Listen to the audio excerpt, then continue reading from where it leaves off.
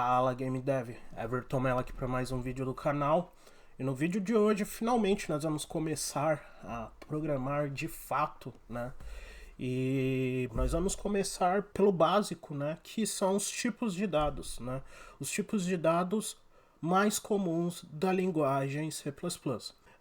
Após nós vamos introduzindo mais tipos de dados, outras estruturas de tipos de dados que o C++ nos permite utilizar, mas na aula de hoje nós vamos focar apenas nos tipos de dados básicos, ok? Para começar, nós vamos falar o que são, né, esses tipos de dados, o que são variáveis, os tipos de dados em si. Nós vamos falar de uma função chamada sizeOf e nós vamos ver a distinção entre bit e byte, que são duas coisas aí que às vezes confunde. É muito comum a galera confundir o que é bit e o que é byte.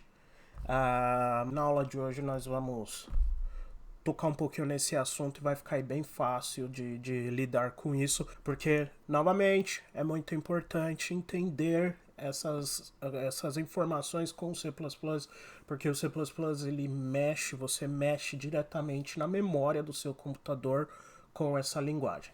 Beleza? Então, nós vamos começar aqui falando sobre o que são variáveis, né? Porque a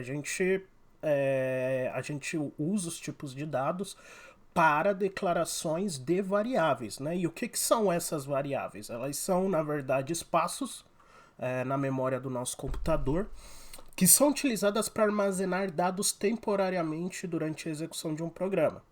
E cada variável em C++ tem um tipo específico que determina o tamanho e o layout de memória alocada.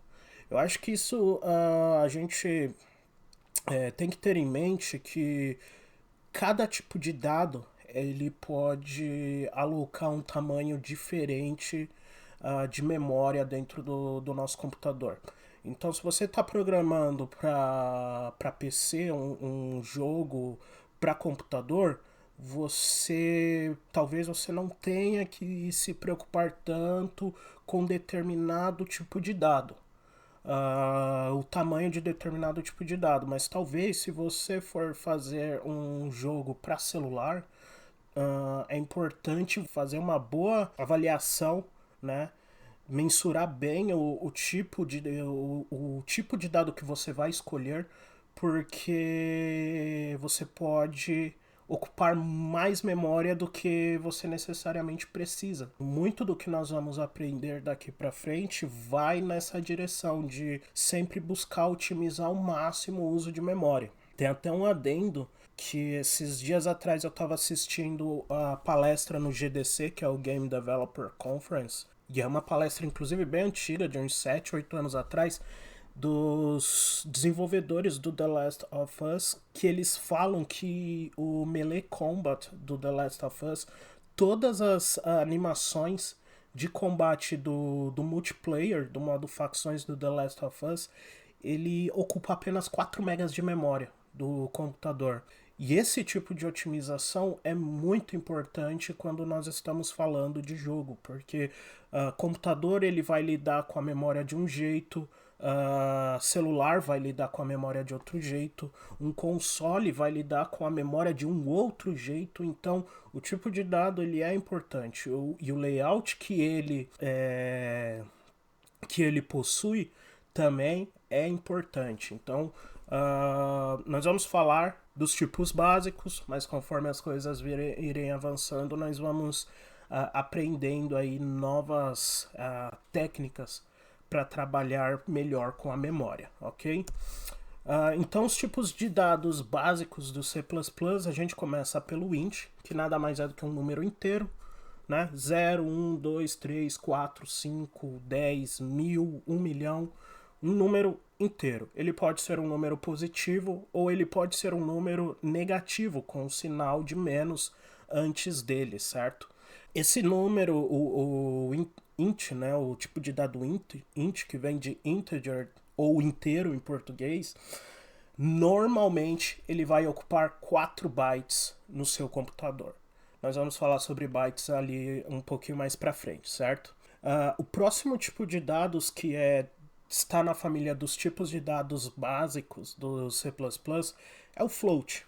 E o float, ele é um número com ponto flutuante, porém ele é um número de precisão simples. E o que isso quer dizer? Como assim um número de precisão simples? O range de casas decimais que ele possui não é tão grande assim. Então, se você quiser armazenar, sei lá, o pi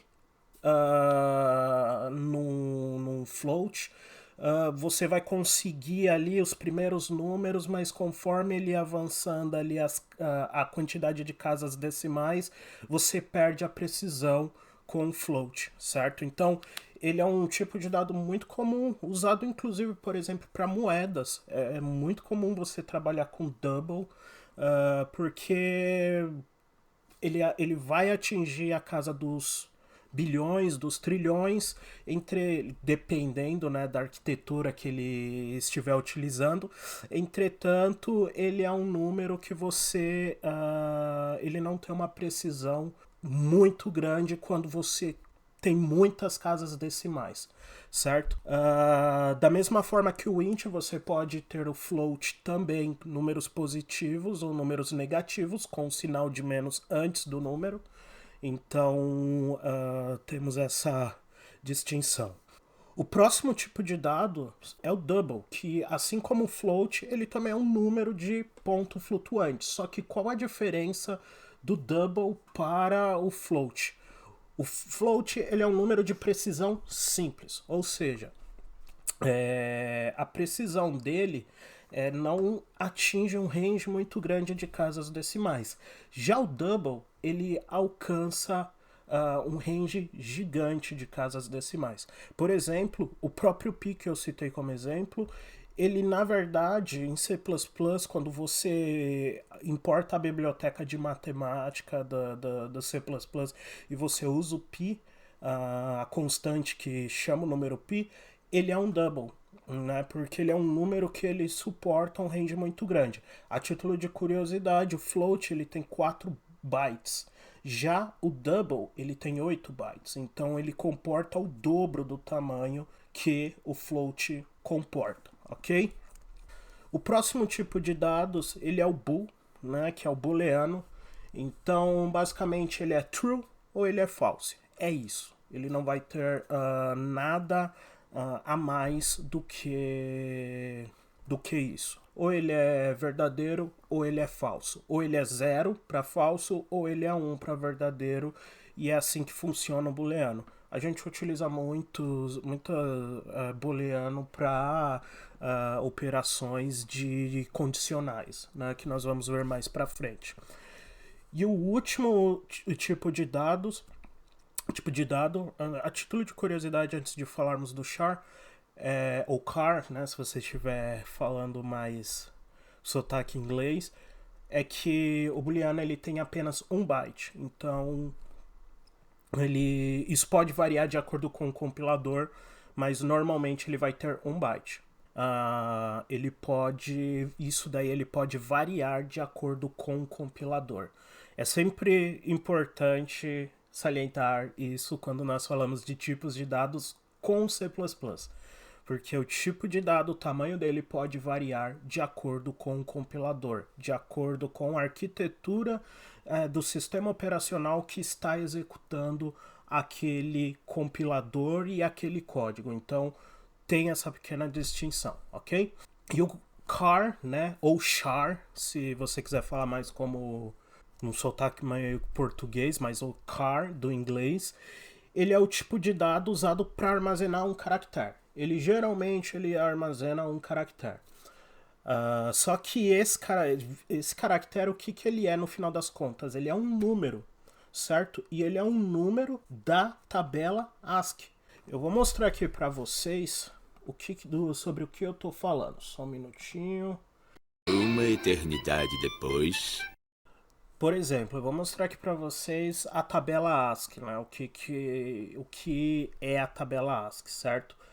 Se você vier aqui, você vai ver que tem o caractere em si, né? Que a gente pressiona no nosso teclado, mas ele tem um número. Esse DEC que vem aqui, ele é o código ASCII da barra de espaço. Então, quando a gente pressiona a barra de espaço no computador, por exemplo, quando a gente está capturando essa informação, ele retorna para nós o número 32. Se a gente vai digitar A, B, C, ele vai retornar, por exemplo, o número 65, o número 66, porque o ASCII, ele pode exibir o caractere na tela, mas internamente ele tem um número. Então é importante fazer essa distinção. Nós vamos ver isso daí mais pra frente com relação a como manipular isso daí, certo?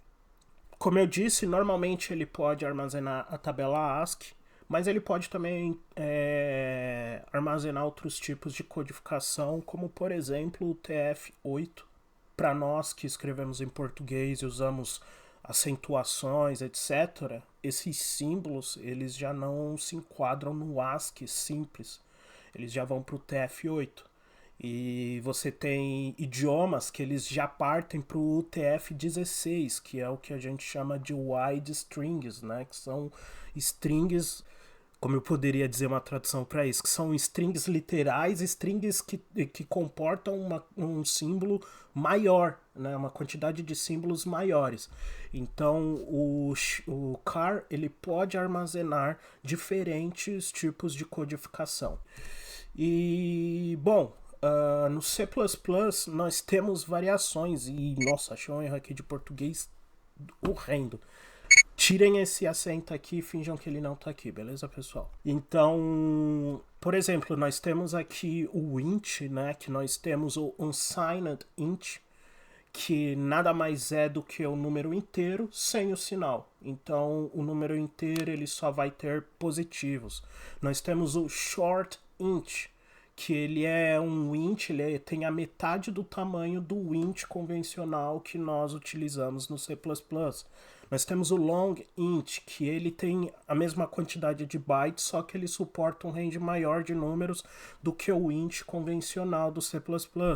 Nós temos o long int, que ele comporta, ele é também um número inteiro, mas ele vai comportar o dobro do int convencional. Então, tipo, temos variações, né? O mesmo vale para o double, nós temos o long double, ele vai comportar um double maior, e dependendo da arquitetura que esse long double for alocado, ele pode armazenar de 8 a 16 bits. Então é uma quantidade muito grande. E nós temos também CAR, Unsigned CAR, o WCAR-T. Esse cara aqui é muito utilizado para wild strings, né, como eu havia dito para vocês, mas não vamos nos preocupar com eles nesse momento. Aqui é só a título de curiosidade. Por quê? Porque se vocês abrirem um código C++, a título de curiosidade, vocês podem encontrar algum tipo de símbolo diferente para declarar a variável. E você pode achar que aquilo é alguma coisa que seja básica, mas não necessariamente é. É só para dizer que podem haver variações. E às vezes, dependendo do sistema operacional, eles também criam ali os próprios tipos de dados dele. Se você trabalha no Windows, por exemplo, você tem o uint 16, que é de 16 bits, o int 32, que é 32 bits, ele é um inteiro unsigned de 32 bits, ou o int 64, que ele é um número inteiro sem sinal de 64 bits. Então você tem variações, tá? Não vamos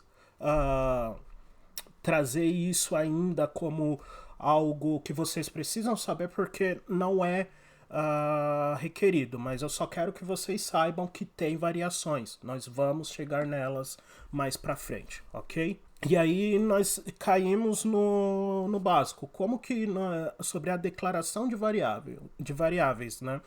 Como que nós declaramos uma variável, né? E bom, quando a gente faz a declaração da variável, nós estamos informando para o nosso compilador sobre a existência de uma variável. e a gente vai especificar para o compilador, né, qual é o tamanho dela, e opcionalmente nós podemos também especificar onde ela vai ser armazenada. Isso daí é um outro assunto que a gente vai falar lá para frente. E o que acontece quando você faz declaração de variável? Quando você declara a variável, você diz para o computador, olha, eu preciso armazenar um número inteiro. Ok, ele é um número de 4 bytes, ou seja, de 32 bits, e eu preciso armazenar determinado tamanho. Ele vai lá na memória do seu computador, e aí ele vai ocupar esse espaço. E aí você dá um nome para ele e você fala, olha, esse espaço de memória aqui pertence a essa variável.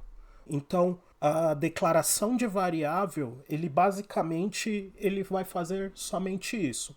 O que é armazenado nesse espaço de memória? Se você só faz a declaração da variável, ele basicamente vai jogar lixo dentro daquele espaço de memória. Por quê? Ele precisa alocar o espaço, então ele precisa colocar alguma coisa lá dentro. Então, se você não inicializa a variável, ele vai simplesmente pegar qualquer lixo que ele encontrar no buffer, na memória que ele estiver manipulando, joga ali dentro só para garantir que você tenha aquele espaço de memória, ok? E aí, nós caímos no que é o que realmente nos importa, que é a inicialização da variável, certo? Então, o que é a inicialização? A declaração da variável, nós dizemos qual é o tipo de dado que essa variável vai ter e qual é o nome dela, certo? Se a gente não especifica um valor para essa variável, ele ainda assim vai armazenar aquela variável na memória, só que ele não vai ter valor nenhum dentro dela, certo? Ele vai jogar qualquer lixo que ele encontrar dentro da variável que você declarou. Já na inicialização, não. Ela é um pouquinho diferente. Então você vai dizer o tipo de dado, você vai dizer o nome dessa variável e você vai especificar o valor que você quer armazenar dentro daquela variável. Quando ele for para a memória do seu computador, quando ele for armazenado na memória do seu computador, ele vai armazenar aquela variável daquele tipo de dado, daquela quantidade de bytes, com o valor que você especificou para ela, certo? É muito importante que você não esqueça de inicializar as variáveis que você declarar, porque se você não inicializar elas, por exemplo, no compilador da Microsoft, o MSVC, vai dar erro, certo? Então, não se esqueçam de fazer isso. Fala, Game Dev, Everton Mello aqui. Só para dizer para vocês que a aula ela ficou um pouquinho longa e um pouquinho densa. Nós vamos dividir ela em duas partes. A primeira onde eu falo um pouquinho mais da teoria e a segunda onde eu falo um pouquinho mais da prática. Então é isso aí.